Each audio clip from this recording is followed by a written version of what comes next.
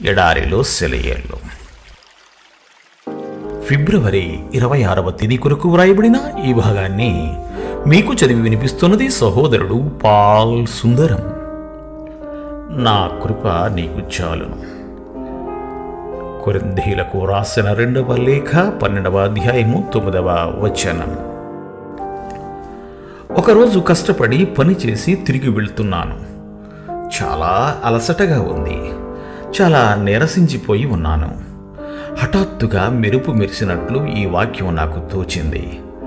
నా కృప నీకు చాలును. ఇంటికి చేరి నా బైబిల్ తీసి చూశాను. నా కృప నీకు చాలును. నిజమే ప్రభు. ఒక్కసారి ఆనందంతో గట్టిగా నవ్వు వచ్చింది. అబ్రహాము ఎందుకు నవ్వుకుంటూ ఉండేవాడు అప్పుడు అర్థమయ్యింది. అపనమ్మకం అనేది ఉందని కూడా నమ్మశక్యం కాలేదు. ఆ క్షణంలో ఎలా అనిపించిందంటే, ఒక చిన్న చేపకి దాహం వేసిందట.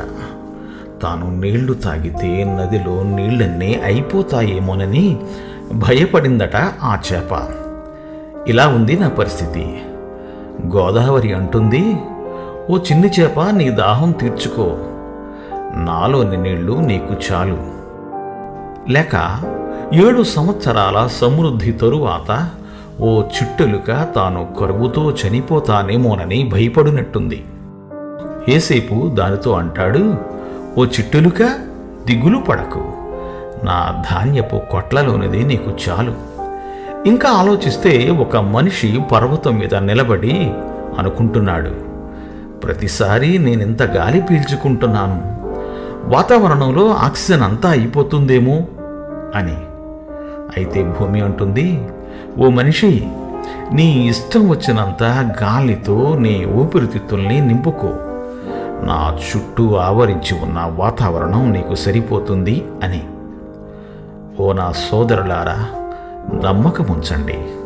కొంచెం పాటి విశ్వాసం మీ హృదయాలను పరలోకానికి తీసుకువెళ్తుంది. గొప్ప విశ్వాసమైతే పరలోకాన్నే మీ హృదయాల్లోకి తీసుకువస్తుంది. ఘనకార్యాలు చేయించే గొప్ప కృప దేవునిది. హృదయాన్ని ముంచెత్తే కెరటాలు, ఊపిరాడనియని పెనుగాలులు, అలవిగాని విపరీతాలు కూడి వచ్చిన దేవుని కృప చాలు. చిన్న పనుల్ని చేసి పట్టే గొప్ప కృప దేవునిది. చిరాకు పెట్టే చిన్న చిన్న దిగుళ్ళు, జోరీగల హోరు పెట్టే శోధనలు, మనశ్శాంతిని పాడు చేసే ముళ్ళు, అన్నింటినీ కుదురుస్తాయి ఆయన కృప పరవళ్ళు. పరలోకపు బొక్కసంలో మన పేరున చాలా మొత్తం ఉంది. విశ్వాసాన్ని చూపించి ఆ డబ్బును తీసుకోవచ్చు. ఇష్టం వచ్చినంత తీసుకోండి. దేవుడు మిమ్ము దీవించుగాక. ఆమెన్. ఆమెన్.